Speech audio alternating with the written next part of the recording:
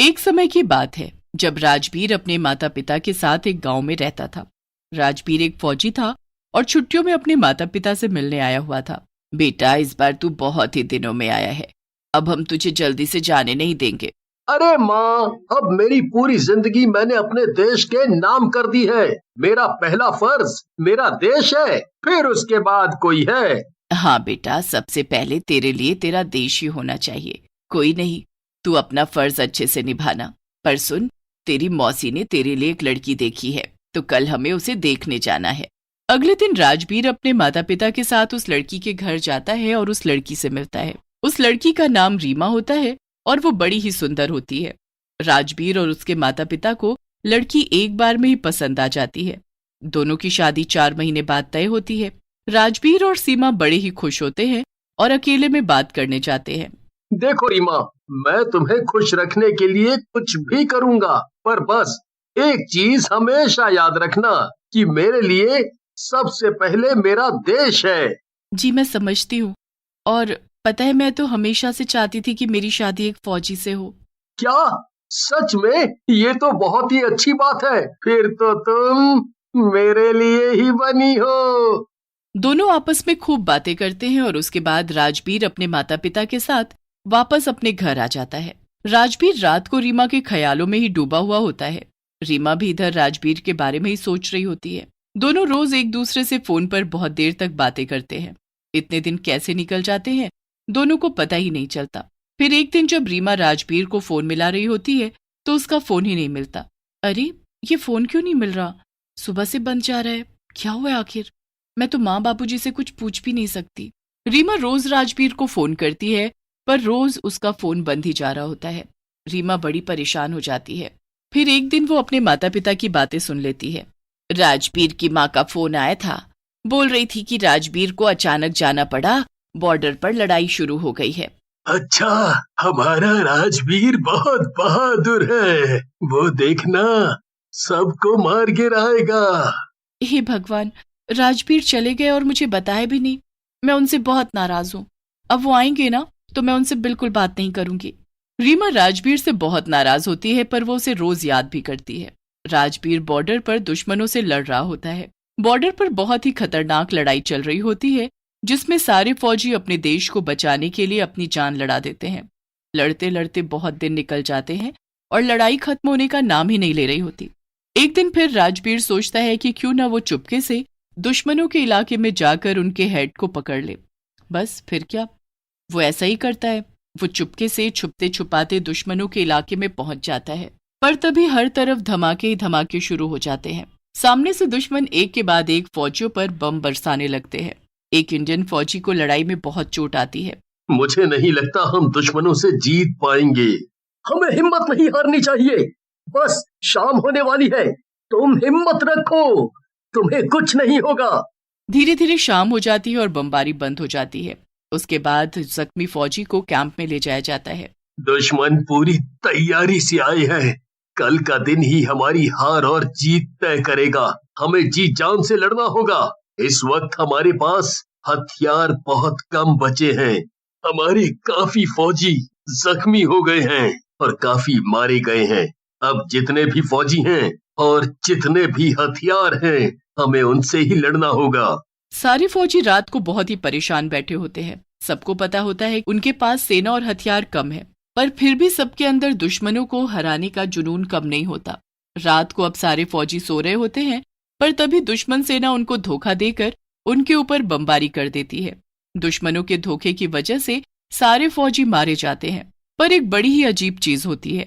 अगले दिन जब दुश्मन अपनी जीत का जश्न मना रहे होते हैं, तभी सामने से उनको इंडियन फौजियों की सेना आती दिखती है। ये सारे इंडियन फौजियों को तो हमने मार डाला था, तो फिर ये सामने से कौन से फौजी आ रहे हैं?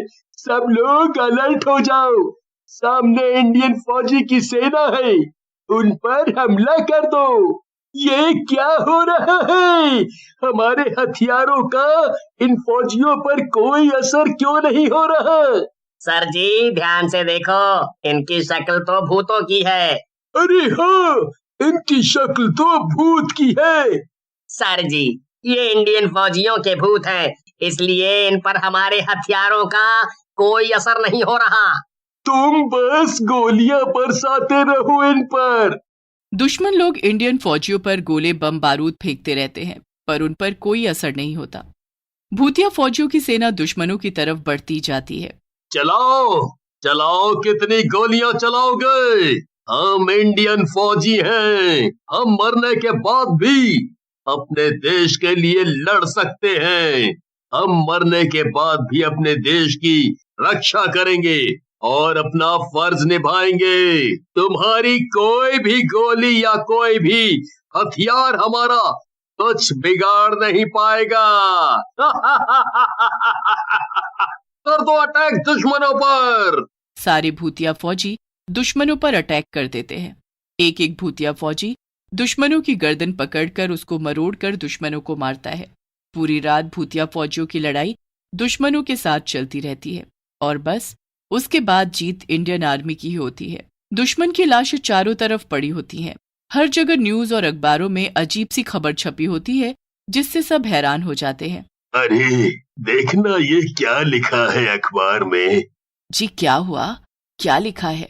यही कि दुश्मनों ने इंडियन फौजियों पर धोखे से हमला करके सबको मार डाला, पर फिर अगले दिन सारे दुश्मनों की लाशें वहीं बॉर्डर पर मिली हैं, वो भी बहुत बुरी हालत में। किसी की गर्दन टूटी हुई है तो किसी के हाथ पैर। ये सब क्या लिखा है इसमें? हमारा बेटा कहाँ है? कैसा होगा वो? उसे तो कुछ नहीं हुआ ना? रीमा भी अपने घर पर टीवी में यही न्यूज देख रही होती है। उसे भी कुछ समझ नहीं आ रहा होता। अगर सारे फौजी मारे गए तो मेरे राजवीर भी क्या उन सब में? नहीं, उनको कुछ नहीं हो सकता, वो ठीक है। अरे बेटी रो मत, उसे कुछ नहीं हुआ होगा। ये सब न्यूज में क्या बता रहे माँ? सब मारे गए, और अगर सब मारे गए थे तो दुश्मनों को किसने मारा? तुरंत फिर एक और न्यूज आती है। फौजियों से भरी ट्रेन को आते हुए देखा गया है। सवाल ये है कि अगर सारे फौजी मारे गए हैं और उनकी लाशें बॉर्डर पर मिली हैं तो ट्रेन में कौन से फौजी आ रहे हैं? खैर, इसका पता लगाने के लिए हमारी रिपोर्टर जतिन रेलवे स्टेशन पर पहुंच चुके हैं। जतिन से हमें खबर मिली है कि पूरा रेलवे स्टेशन खचाखच लोगों से भरा हुआ है जो उन फौजियों के परिवार वाले हैं। ये खबर सुनकर रीमा और उसके माँ बाप भी राजवीर के माता पिता के साथ रेलवे स्टेशन पर पहुंच जाते हैं और ट्रेन के आने का इंतजार करते हैं। मेरा बेटा आएगा ना जी? वो आएगा ना माँ? वो आएंगे ना माँ? उनको कुछ नहीं हुआ होगा ना? हाँ मेरी बच्ची, तू हिम्मत रख, राजवीर जरूर आएगा। सब लोग आंखें गड़ाकर पटरी की ओर देख रहे होते हैं कि तभी दूर से ट्रेन के आने की आवाज आती है। सब खुशी और उम्मीद से ट्रेन की तरफ देखते रहते हैं। ट्रेन बिल्कुल सामने आ जाती है।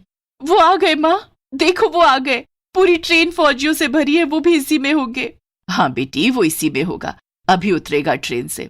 रीमा देखती रहती है कि राजवीर ट्रेन से उतरेगा, पर जब पहला फौजी ट्रेन से उतरता है तो सबके होश उड़ जाते हैं और सब पीछे हट जाते हैं। वो एक भूतिया फौजी होता है और लोग उसे देखकर डर कर कांपने लगते हैं। उसके बाद हर डब्बे से भूतिया फौजी उतरने लगते हैं। एक के बाद एक भूतिया फौजी प्लेटफॉर्म पर उतरने लगता है। लोगों में उनको देखकर हड़कंप मच जाता है। वो सब इधर उधर भागने लगते हैं।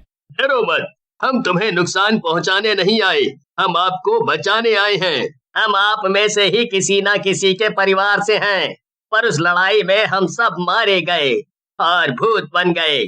दुश्मनों ने कुछ लोगों को हमारे देश के अंदर भेज दिया है, जो यहाँ के आम लोगों में मिलकर हमारे देश के खिलाफ कोई बहुत बड़ी साजिश रच रहे हैं। ये सब सुनकर वहां लोग अपने प्रियजनों के मरने की खबर जानकर रोने लगते हैं। हर तरफ रोना धोना मचा होता है।